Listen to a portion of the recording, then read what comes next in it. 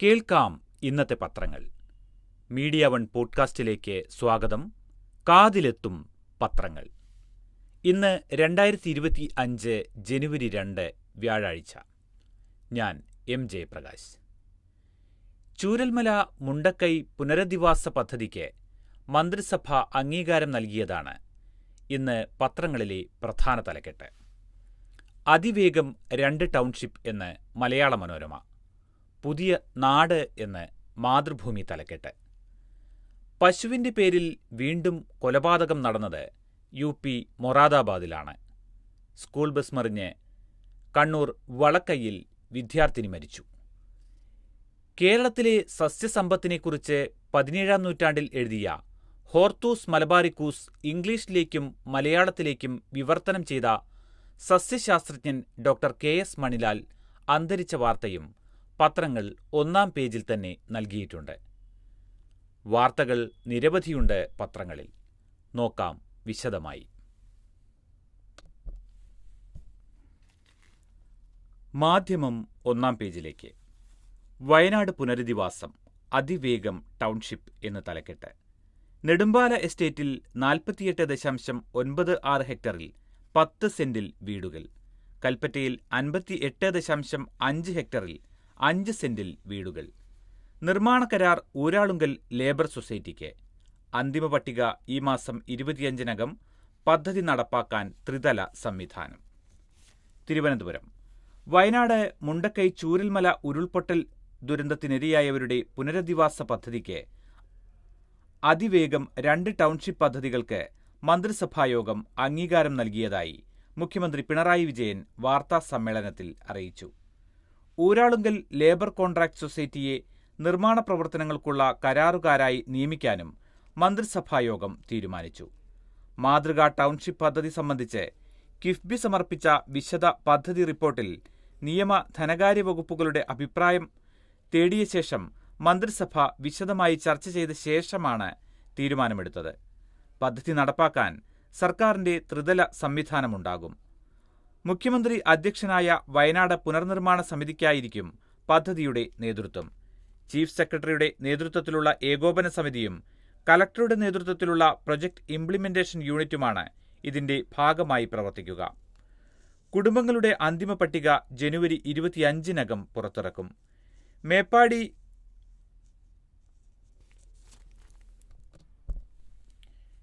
മേപ്പാടി കോട്ടപ്പടി വില്ലേജിലെ നെടുമ്പാല എസ്റ്റേറ്റിലെ 48.96 ഹെക്ടറിലും കൽപ്പറ്റ വില്ലേജിലെ എൽസ്റ്റോൺ എസ്റ്റേറ്റിലെ 58.50 ഹെക്ടർ സ്ഥലവുമാണ് ടൗൺഷിപ്പിനായി തെരഞ്ഞെടുത്തത്.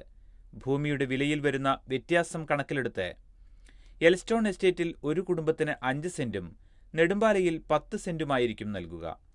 1000 ചതുരശ്ര അടിയുള്ള ഒറ്റനില വീടുകളായിരിക്കും പണിയുക. ക്ലസ്റ്റർ രൂപത്തിലായിരിക്കും വീടുകൾ. നിർമ്മാണം പൂർത്തിയാക്കാനുള്ള സമയക്രമം 3 ആഴ്ച കൊണ്ട് തയ്യാറാക്കും. വീടുകൾ തകർന്നവർക്കായിരിക്കും മുൻഗണന. താമസയോഗ്യമല്ലെന്ന് രേഖപ്പെടുത്തിയ സ്ഥലങ്ങളിലുള്ളവർക്കും ടൗൺഷിപ്പിൽ വീടുകൾ ഒരുക്കും. ഇരുകൂട്ടരുടെയും പുനരധിവാസം ഒറ്റഘട്ടമായി നടത്തും. ടൗൺഷിപ്പ് പദ്ധതിയുടെ ഭരണവകുപ്പായി ദുരന്ത നിവാരണ വകുപ്പിനെ ചുമതലപ്പെടുത്തി. ടൗൺഷിപ്പ് നിർമ്മാണ പ്രവർത്തനങ്ങൾ എഞ്ചിനീയറിംഗ്, പ്രൊക്യൂർമെന്റ് ആൻഡ് കൺസ്ട്രക്ഷൻ പ്രകാരം അംഗീകരിക്കും. തൊഴിലുടമയുടെ പ്രതിനിധിയായി കിഫ്ബിയുടെ അനുബന്ധ സ്ഥാപനമായ കിഫ്കോണിനെ ചുമതലപ്പെടുത്തും. ടൗൺഷിപ്പിലേക്ക് പുനരധിവസിക്കപ്പെട്ട ശേഷവും ദുരന്തബാധിത മേഖലയിലെ ഭൂമിയുടെ ഉടമസ്ഥാവകാശം അവർക്ക് തന്നെയായിരിക്കും. ഉരുൾപൊട്ടിയ ഭൂമി വനപ്രദേശമായി മാറാതിരിക്കാൻ കലക്റ്റീവ് ഫാമിംഗ് പോലുള്ള ഉൽപാദനപരമായ ലക്ഷ്യങ്ങൾക്കായി ഉപയോഗിക്കാനുള്ള സാധ്യതകൾ പരിഗണിക്കും. ഭൂമി ഉടമകളിൽ നിന്ന് അന്യം നിന്നു പോകില്ലെന്നും മുഖ്യമന്ത്രി വ്യക്തമാക്കി. സ്കൂൾ ബസ് മറിഞ്ഞ് വിദ്യാർത്ഥിനി മരിച്ചു. വളക്കയിൽ സ്കൂൾ ബസ് നിയന്ത്രണം വിട്ട് മറിഞ്ഞ് വിദ്യാർത്ഥിക്ക് ദാരുണാന്ത്യം. 18 വിദ്യാർത്ഥികളും ഡ്രൈവറും ആയിയും ഉൾപ്പെടെ 20 പേർക്ക് പരിക്കേറ്റു. കുറുമാത്തൂർ ചിന്മയ സ്കൂൾ 5-ാം തരം വിദ്യാർത്ഥിനി ചേർക്കള നാഗം സ്വദേശിനി വായക്കൽ വീട്ടിൽ നേദ്യ S. രാജേഷാണ് മരിച്ചത്. കുറുമാത്തൂർ ചിന്മയ സ്കൂളിലെ ബസ്സാണ് അപകടത്തിൽപ്പെട്ടത്. ബുധനാഴ്ച വൈകിട്ട് 4-നായിരുന്നു സംഭവം. കിരാത്ത് ഭാഗത്തു നിന്ന് വന്ന ബസ് വളക്കൈ സംസ്ഥാന പാതയിലേക്ക് കുത്തനെയുള്ള ഇറക്കത്തിൽ വെച്ച് നിയന്ത്രണം വിട്ട് മറിയുകയായിരുന്നു. ബസ്സിൽ നിന്ന് തെറിച്ചു വീണ നേദ്യ ബസ്സിനടിയിൽപ്പെട്ടു. ശബ്ദം കേട്ട് ഓടിയെത്തിയ നാട്ടുകാർ ബസ്സുയർത്തി നേദ്യയെയും മറ്റു കുട്ടികളെയും പുറത്തെടുത്തു. ഉടൻ ആശുപത്രിയിലെത്തിച്ചെങ്കിലും നേദ്യ മരിച്ചു. സാരമായി പരിക്കേറ്റ മറ്റൊരു വിദ്യാർത്ഥിനി കുറുമാത്തൂരിലെ ശ്രീനാലിൽ സഹാനി, പരിയാരത്തെ കണ്ണൂർ ഗവൺമെന്റ് മെഡിക്കൽ കോളേജ് ആശുപത്രിയിൽ ചികിത്സയിലാണ്. ചേർക്കള നാഗത്തെ MP രാജേഷിന്റെയും സീനയുടെയും മകളാണ് മരിച്ച നേദ്യ.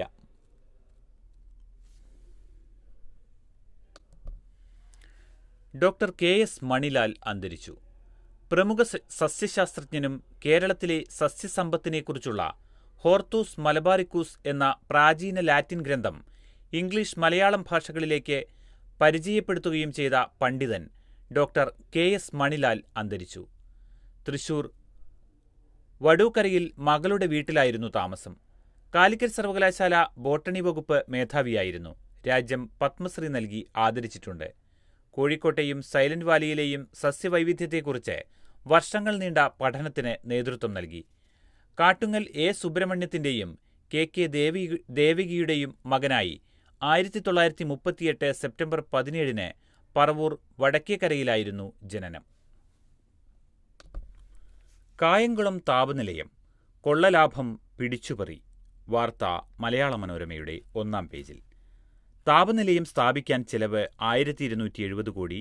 KSEB ഇതുവരെ നൽകിയത് 13,553 കോടി.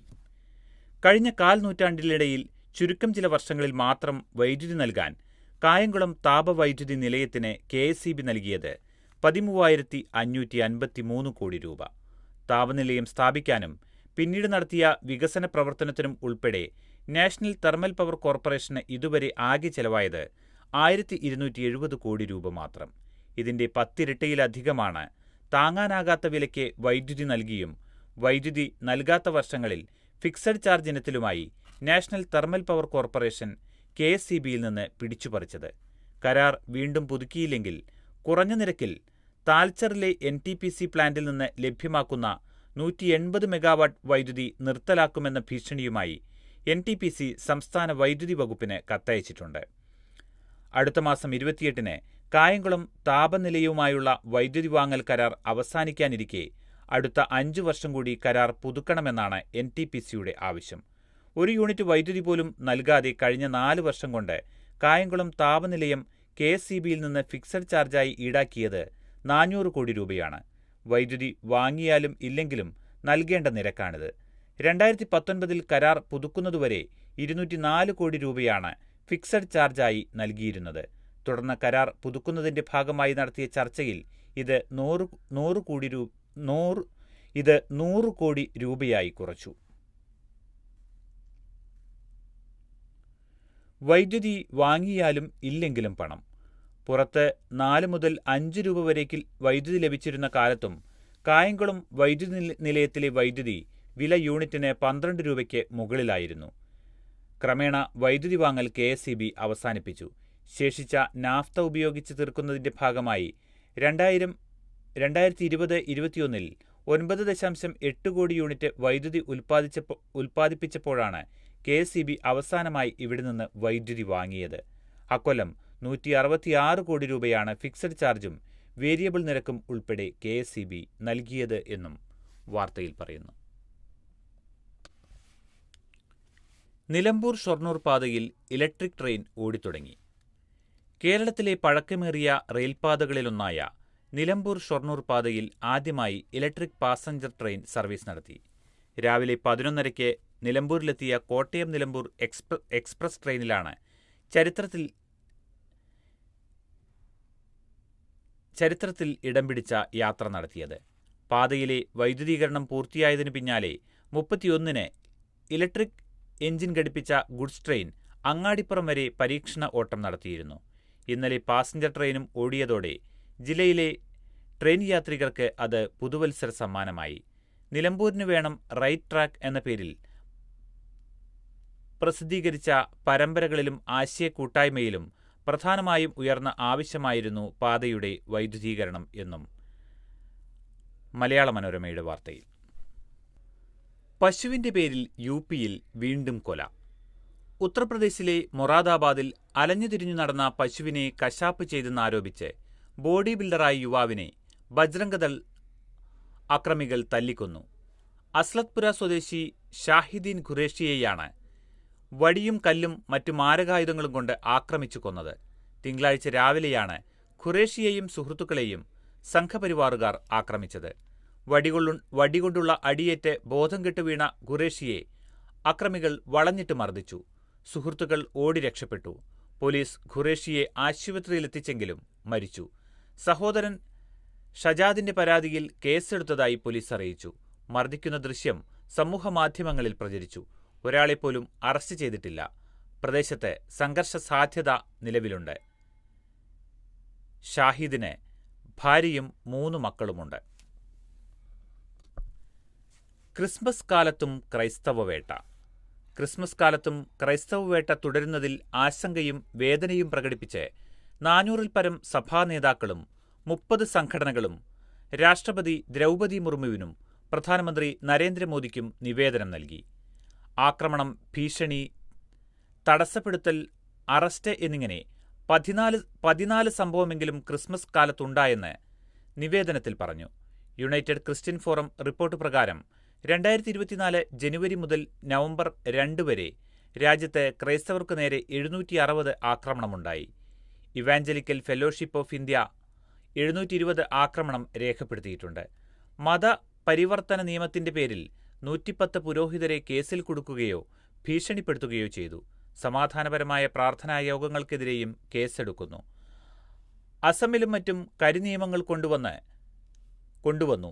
ന്യൂനപക്ഷങ്ങളുടെ അഭിപ്രായ പ്രകടന സ്വാതന്ത്ര്യവും ആരാധനാ സ്വാതന്ത്ര്യവും സംരക്ഷിക്കണമെന്ന് നിവേദനത്തിൽ ആവശ്യപ്പെടുന്നു. DAP വളത്തിന് വില കൂടില്ല, കർഷകർക്ക് ആശ്വാസം. വിലവർധന തടയാൻ കേന്ദ്ര സർക്കാരിന്റെ അധിക സബ്സിഡി. ഡൈ അമോണിയം ഫോസ്ഫേറ്റ് വളത്തിന് കർഷകർ ഉയർന്ന വില നൽകേണ്ടി വരില്ല. വിലവർധന ഒഴിവാക്കാൻ 3850 കോടി രൂപയുടെ അധിക സബ്സിഡി അനുവദിക്കാൻ കേന്ദ്ര മന്ത്രിസഭായോഗം തീരുമാനിച്ചു. ഇതുവഴി 50 കിലോ വളം 1350 രൂപയ്ക്ക് തന്നെ തുടർന്നും കർഷകർക്ക് ലഭിക്കും. നിലവിലുള്ള സബ്സിഡിക്കു പുറമെ ഓരോ 50 കിലോ ബാഗിനും 175 രൂപ കൂടി സർക്കാർ ചെലവഴിക്കും. അധിക ഭാരം കർഷകരിലേക്ക് എത്താതിരിക്കാനാണ് നടപടി. പൊതുവിപണിയിൽ 3000 രൂപയ്ക്ക് മുകളിലുള്ള DAP വളമാണ് സബ്സിഡി നിരക്കിൽ 1350 രൂപയ്ക്ക് കോവിഡ് കാലം മുതൽ കർഷകർക്ക് ലഭ്യമാക്കുന്നത്. യൂറിയ കഴിഞ്ഞാൽ രാജ്യത്തെ ഏറ്റവുമധികം ഉപയോഗിക്കുന്ന രാസവളമാണ് di ammonium phosphate. Uma Thomas ആരോഗ്യം വീണ്ടെടുക്കുന്നു. പണപ്പിരിവിൽ 4 പേർക്കെതിരെ കേസ്. കലൂർ ജവഹർലാൽ നെഹ്റു സ്റ്റേഡിയത്തിൽ നൃത്തപരിപാടിക്കിടെ കെട്ടിയ താൽക്കാലിക സ്റ്റേജിൽ നിന്ന് വീണ് ഗുരുതര പരിക്കേറ്റ തൃക്കാക്കര MLA ഉമാ തോമസ് മെല്ലെ ആരോഗ്യം വീണ്ടെടുക്കുന്നു. തീവ്രപരിചരണ വിഭാഗത്തിൽ വെന്റിലേറ്ററിൽ തുടരുന്ന അവരുടെ ആരോഗ്യസ്ഥിതിയിൽ പുരോഗതിയുണ്ടെന്ന് മെഡിക്കൽ ബുള്ളറ്റിനിൽ അറിയിച്ചു. രോഗി സ്വയം ശ്വാസമെടുക്കാൻ പ്രാപ്തയാകുന്നതുവരെ വെന്റിലേറ്ററിൽ തുടരുമെന്ന് medical director doctor Krishnanunni Polakulath പറഞ്ഞു. മക്കളോട് Uma Thomas happy new year ആശംസിച്ചുവെന്നും അദ്ദേഹം പറഞ്ഞു. നൃത്തപരിപാടി സംഘടിപ്പിച്ച മൃദംഗാവിഷന്റെ ഉടമ നികേഷ് കുമാർ, ഇദ്ദേഹത്തിന്റെ ഭാര്യ CEO ഷമീർ അബ്ദുൽ കരീം, അമേരിക്കൻ മലയാളി പൂർണിമ എന്നിവരെ പ്രതിയാക്കി പോലീസ് കേസെടുത്തു. പണപ്പിരിവ് നടത്തിയതിന് ജാമ്യമില്ലാ വകുപ്പ് പ്രകാരമാണ് കേസ്. സനാതനധർമ്മം ചാതുർവർണ്ണ്യമോ? ശിവഗിരിയിൽ ചൂടേറിയ ചർച്ച. മുഖ്യമന്ത്രിയെ തിരുത്തി പ്രതിപക്ഷ നേതാവ്, ചേർന്നുനിന്ന് KPCC പ്രസിഡന്റ്.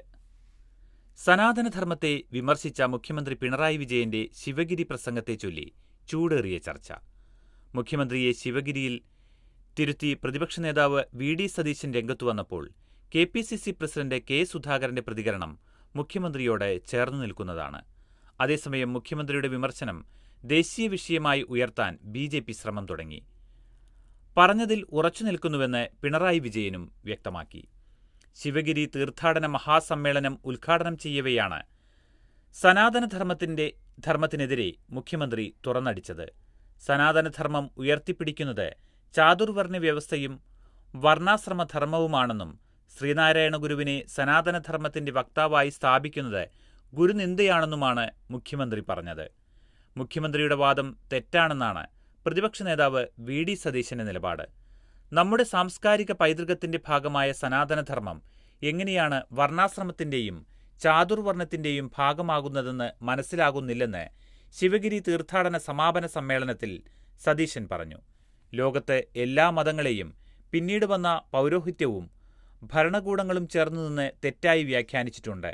വർണ്ണാശ്രമവും ചാതുർവർണ്ണവും കുലത്തൊഴിലുമൊക്കെ അങ്ങനെ വന്നതാണെന്ന് തിരിച്ചറിയണമെന്നും വി ഡി സതീശൻ പറഞ്ഞു. ശിവഗിരിയിൽ സംസാരിച്ച KPCC പ്രസിഡന്റ് കെ സുധാകരന്റെ വാക്കുകൾ ഇപ്രകാരമാണ്: സനാതനധർമ്മത്തിന്റെ പേരു പറഞ്ഞ് ശ്രീനാരായണ ഗുരുവിനെ ചാതുർവർണ്ണത്തിലും വർണ്ണാശ്രമത്തിലും തളയ്ക്കാൻ ശ്രമം നടക്കുന്നു. ഗുരുവിന്റെ ആദർശങ്ങളെയും ഗുരുവിനെ തന്നെയും റാഞ്ചിയെടുക്കാനും ശ്രമം നടക്കുന്നു. എന്നാൽ ഗുരുവിനെ അങ്ങനെ ആർക്കും വിട്ടുകൊടുക്കാനാവില്ലെന്ന് നാം ഉറപ്പിച്ചു പറയണം. മുഖ്യമന്ത്രിയുടെ സനാതനധർമ്മ വിമർശനം ചില പ്രത്യേക വിഭാഗങ്ങളെ തൃപ്തിപ്പെടുത്താനാണെന്ന് BJP ദേശീയ വക്താവ് ഷഹ്സാദ് പൂനെവാല പറഞ്ഞു. മറ്റ് മതങ്ങളെ ഇതുപോലെ അവഹേളിക്കാൻ മുഖ്യമന്ത്രിക്ക് ധൈര്യമുണ്ടോ എന്നും BJP ചോദിച്ചു. മുഖ്യമന്ത്രി പ്രസംഗിച്ച അതേ വേദിയിൽ SNDP യോഗം ജനറൽ സെക്രട്ടറി വെള്ളാപ്പള്ളി നടേശൻ പിണറായി വിജയനെ പരോക്ഷമായി തള്ളി മറുപടി നൽകിയിരുന്നു. ഈഴവ വോട്ട് ബാങ്ക് ലക്ഷ്യമിട്ട് ശ്രീനാരായണ ഗുരുവിനെ സംഘപരിവാർ ആശയങ്ങളോട് ചേർത്തു നിർത്താനുള്ള നീക്കത്തിനെതിരായ മുന്നറിയിപ്പാണ് മുഖ്യമന്ത്രി ശിവഗിരിയിൽ നൽകിയത്. അതിൽ പിടിച്ച് പിണറായി പറഞ്ഞത് ഹിന്ദുക്കൾക്കെതിരെയെന്ന് ആളിക്കത്തിക്കാനാണ് BJP ശ്രമിച്ചത്. ഈഴവ വോട്ടിൽ സംഘപരിവാർ സ്വാധീനിക്കുന്നതിലെ ആശങ്ക കെ സുധാകരന്റെ കുറഞ്ഞ വാക്കുകളിലെ പ്രതികരണത്തിലുണ്ട്. എന്നാൽ മുഖ്യമന്ത്രിയെ തിരുത്തിയ പ്രതിപക്ഷ നേതാവിന്റെ പരാമർശങ്ങൾ ആഴത്തിലുള്ള ചർച്ചകളിലേക്കാണ് നയിക്കുന്നത്. അതാകട്ടെ ഗുരുവിനെ റാഞ്ചാനുള്ള സംഘപരിവാർ നീക്കങ്ങളോട് വിയോജിക്കുന്നുണ്ടെങ്കിലും അവസരം ഉപയോഗപ്പെടുത്താനുള്ള അവരുടെ ശ്രമങ്ങൾക്ക് ബലം പകരുന്നുവെന്ന വിമർശനവുമുണ്ട്. BJP തെരഞ്ഞെടുപ്പ് അട്ടിമറിക്കുന്നു. മോഹൻ ഭാഗവത്തിന് കത്തെഴുതി കേജ്രിവാൾ. കേജ്രിവാളിന് മറുപടി കത്തയച്ച് BJP. ന്യൂഡൽഹി. വോട്ടർമാരെ പട്ടികയിൽ നിന്ന് നീക്കിയും പണം നൽകിയും BJP ഡൽഹി നിയമസഭാ തെരഞ്ഞെടുപ്പ് അട്ടിമറിക്കാൻ ശ്രമം നടത്തുന്നുവെന്നാരോപിച്ച് RSS അധ്യക്ഷൻ മോഹൻ ഭാഗവത്തിന് കത്തയച്ച് ആം ആദ്മി പാർട്ടി ദേശീയ കൺവീനർ അരവിന്ദ് കേജ്രിവാൾ. BJP നേതാക്കൾ ചെയ്യുന്ന തെറ്റിനെ RSS പിന്തുണയ്ക്കുന്നുണ്ടോയെന്ന് കത്തിൽ ചോദിച്ചു. BJP നേതാക്കൾ വ്യാപകമായി തെരഞ്ഞെടുപ്പിൽ പണം നൽകുകയാണ്. പിന്നാക്ക ജാതിയിൽപ്പെട്ടവരുടെ പേരുകൾ ധാരാളമായി വോട്ടർ പട്ടികയിൽ നിന്ന് നീക്കം ചെയ്യുന്നു. RSS ഇതിനെയെല്ലാം പിന്തുണ നൽകുന്നുണ്ടോ? ജനാധിപത്യത്തിൽ ഇതാണ് ശരിയെന്ന് RSS കരുതുന്നുണ്ടോ? BJP ജനാധിപത്യത്തെ തകർക്കുകയാണെന്ന് RSSന് ബോധ്യമില്ലേ? തുടങ്ങിയ ചോദ്യങ്ങളാണ് കത്തിൽ ഉന്നയിച്ചിരിക്കുന്നത്. പുതുവർഷത്തിൽ പുതിയ തീരുമാനങ്ങൾ എടുക്കേണ്ടതിന്റെ ഭാഗമായി കേജ്രിവാൾ കള്ളങ്ങൾ പറയുന്നതും അഴിമതിയും അവസാനിപ്പിക്കണമെന്നാവശ്യപ്പെട്ട് ഡൽഹി BJP അധ്യക്ഷൻ വീരേന്ദ്ര സച്ദേവ കേജ്രിവാളിനും കത്തയച്ചു. റോഹിംഗ്യൻ അഭയാർത്ഥികൾക്കും ബംഗ്ലാദേശിലെ അനധികൃത കുടിയേറ്റക്കാർക്കും കേജ്രിവാൾ ഡൽഹിയിൽ അഭയം നൽകി വോട്ട് ബാങ്കാക്കി മാറ്റുകയാണ്. ഡൽഹിയിൽ മദ്യമൊഴുക്കുന്നത് കേജ്രിവാൾ അവസാനിപ്പിക്കണം. ഇന്ത്യാവിരുദ്ധ ശക്തികളിൽ നിന്ന് സംഭാവന സ്വീകരിക്കുന്നത് നിർത്തണമെന്നും BJP കത്തിൽ ആവശ്യപ്പെട്ടു. ആരാധനാലയ നിയമം. ഉവൈസിയുടെ ഹർജിയിൽ സുപ്രീംകോടതി ഇന്ന് വാദം കേൾക്കും. 1991 ആരാധനാലയ നിയമം ഫലപ്രദമായി നടപ്പാക്കണമെന്നാവശ്യപ്പെട്ട് ഓൾ ഇന്ത്യ മജ്ലിസെ ഇത്തിഹാദുൽ മുസ്ലിമീൻ നേതാവ് അസറുദ്ദീൻ ഒവൈസി MP നൽകിയ ഹർജിയിൽ വ്യാഴാഴ്ച സുപ്രീംകോടതി വാദം കേൾക്കും. 2024 ഡിസംബർ 17 അഡ്വക്കേറ്റ് ഫുസൈൽ അഹമ്മദ് മുഖേന ഹർജി സമർപ്പിച്ചത്. 1947 ഓഗസ്റ്റ് 15 രാജ്യത്തിന് സ്വാതന്ത്ര്യം ലഭിക്കുമ്പോഴുള്ള ആരാധനാലയങ്ങളുടെ സ്വഭാവം അതേപടി നിലനിർത്താൻ വ്യവസ്ഥ ചെയ്യുന്നതാണ് 1991 നിയമം. ഈ നിയമം റദ്ദാക്കണമെന്നാവശ്യപ്പെട്ട് അഭിഭാഷകൻ അശ്വനി ഉപാധ്യായയും ഹർജി നൽകിയിരുന്നു. സംയോജിത തിയേറ്റർ കമാൻഡ് ADCകൾ ചുമതലയേറ്റു. ന്യൂഡൽഹി. കരനാവിക വ്യോമസേനകളുടെ പ്രവർത്തനം ഏകോപിപ്പിക്കുന്ന സംയോജിത തിയേറ്റർ കമാൻഡ് നടപ്പാക്കുന്നതിന്റെ ഭാഗമായി സേനാ മേധാവികളുടെ ഓഫീസുകളിൽ പുതിയ പേഴ്സണൽ സ്റ്റാഫ് ഓഫീസർമാർ ചുമതലയേറ്റു. നിലവിലുള്ള പേഴ്സണൽ സ്റ്റാഫ് ഓഫീസറുടെ തസ്തികയ്ക്ക് പുറമെ ഒരു സേനാ മേധാവിയുടെ ഓഫീസിൽ ഇതര 2 വിഭാഗങ്ങളുടെ പ്രതിനിധികളെന്ന രീതിയിലാണ് പ്രവർത്തനം. രാജ്യത്തിന്റെ തന്ത്രപ്രധാന മേഖലകൾ കേന്ദ്രീകരിച്ച് ഈ വർഷം സംയുക്ത കമാൻഡുകൾ നിലവിൽ വന്നേക്കും. ഇവിടെ കര, നാവിക, വ്യോമസേനകൾ ഒരു കമാൻഡർക്ക് കീഴിൽ പ്രവർത്തിക്കും. ഇതിനായി പുതിയ തസ്തികകളോ റാങ്കുകളോ സൃഷ്ടിക്കില്ല. വെസ്റ്റേൺ തിയേറ്റർ കമാൻഡിന് പാകിസ്ഥാനുമായുള്ള അതിർത്തി മേഖലയുടെ സുരക്ഷാ പ്രതിരോധ ഉത്തരവാദിത്തങ്ങളായിരിക്കും നൽകുക. ലക്നൗ ആസ്ഥാനമായുള്ള വടക്കൻ തിയേറ്റർ കമാൻഡ് ചൈനയുമായുള്ള അതിർത്തി പ്രദേശങ്ങൾ സംരക്ഷിക്കും. നിലവിൽ ഇത് കരസേനയുടെ സെൻട്രൽ കമാൻഡിലാണ്. സേനകളുടെ നിലവിലുള്ള കമാൻഡ് ഘടനകളിൽ നിന്നുതന്നെയായിരിക്കും സംയോജിത കമാൻഡുകളിലേക്ക് ഉദ്യോഗസ്ഥർ നിയമിക്കപ്പെടുക. കരസേനയ്ക്ക് 17, വ്യോമസേനയ്ക്ക് 7, നാവികസേനയ്ക്ക് 3 കമാൻഡുകളാണുള്ളത്. പരിഷ്കാരത്തിന്റെ ഭാഗമായി തമിഴ്നാട് വെല്ലിംഗ്ടണിലുള്ള ഡിഫൻസ് സർവീസ് സ്റ്റാഫ് കോളേജിൽ പ്രത്യേക ജോയിന്റ് ഡിവിഷൻ രൂപവൽക്കരിച്ചിട്ടുണ്ട്. തൊഴിൽ സമര ചൂടണഞ്ഞ് കേരളം. കേരളത്തിൽ നിക്ഷേപം വരാത്തതിന് ഇനി തൊഴിൽ സമരങ്ങളെ പഴിക്കാനാവില്ല. ഏതാനും വർഷങ്ങളായി സംസ്ഥാനത്തെ തൊഴിൽ പ്രക്ഷോഭങ്ങൾ വൻതോതിൽ കുറഞ്ഞെന്നാണ് ധനവകുപ്പിന് കീഴിലെ സ്വതന്ത്ര ഗവേഷണ സ്ഥാപനമായ പബ്ലിക് പോളിസി റിസർച്ച് ഇൻസ്റ്റിറ്റ്യൂട്ട് നടത്തിയ പഠനം വെളിപ്പെടുത്തുന്നത്. 1960-70 കാലത്ത് വമ്പിച്ച തൊഴിൽ പ്രക്ഷോഭങ്ങൾക്ക് സാക്ഷിയായ കേരളത്തിൽ 2018 നടന്നത് 7 സമരങ്ങൾ മാത്രം. 2023 രാജ്യത്തെ ഈസ് ഓഫ് ഡൂയിങ് ബിസിനസ് റാങ്കിങ്ങിൽ കേരളം ഒന്നാമതെത്തിയതും ഈ പശ്ചാത്തലത്തിൽ. 4 ദശാബ്ദങ്ങൾക്കുള്ളിൽ സമരങ്ങളുടെ കുറവ് 94%. 1979 രാജ്യത്ത് 2676 തൊഴിൽ സമരങ്ങളുണ്ടായപ്പോൾ 85 1320 ആയി. 2018 69. 79 തൊഴിൽ ദിന നഷ്ടം 3.5 കോടിയായിരുന്നു. 2018 അത് 16 ലക്ഷമായി. ഓരോ സംസ്ഥാനത്തെയും വ്യവസായ തർക്കം, തൊഴിൽ പ്രക്ഷോഭം എന്നിവയെക്കുറിച്ച് ലേബർ ബ്യൂറോ വാർഷികാടിസ്ഥാനത്തിൽ റിപ്പോർട്ട് പുറത്തുവിടാറുണ്ട്. പക്ഷേ 2018 വരെയുള്ള കണക്കുകളെ ലഭ്യമാക്കുന്നുള്ളൂ. കാരണം മൂലധന മത്സരം. കയർ, കശുവണ്ടി, ബീഡി, ഓട് തുടങ്ങിയ പരമ്പരാഗത മേഖലകൾ തകർന്നു. പുതിയ തൊഴിലുകളാകട്ടെ സാങ്കേതികവിദ്യയിൽ ബന്ധിതമാണ്. ആഗോളീകരണത്തിന്റെ ഭാഗമായി മൂലധന നിക്ഷേപത്തിന് ഭരണകൂടം മത്സരിക്കുമ്പോൾ തൊഴിലവകാശം തീരെഴുതപ്പെടുന്നതും സമരശോഷണത്തിന് കാരണമായി എന്നാണ് PPRI director doctor S. Mohanakumar പറയുന്നത്.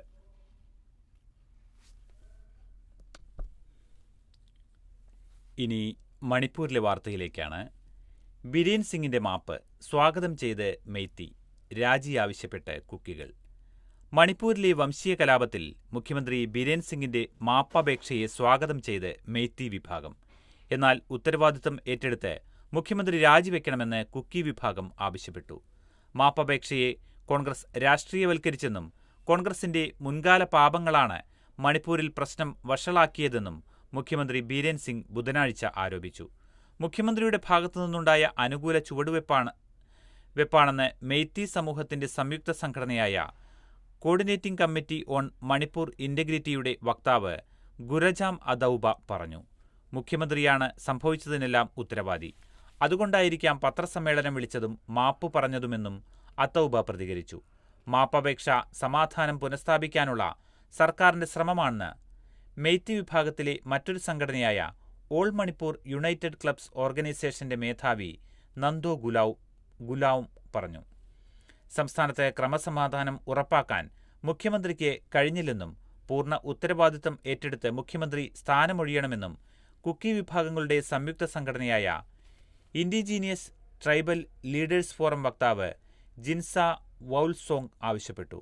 രാഷ്ട്രീയ സമ്മർദ്ദത്തിൽ നിന്ന് രക്ഷപ്പെടാനുള്ള മാർഗം മാത്രമാണ് മുഖ്യമന്ത്രിയുടെ മാപ്പപേക്ഷയെന്ന് മറ്റൊരു കുക്കി സംഘടനയായ കമ്മിറ്റി ഓൺ ട്രൈബൽ യൂണിറ്റിയുടെ വക്താവ് ലുൻ കിക്പെൻ ആരോപിച്ചു.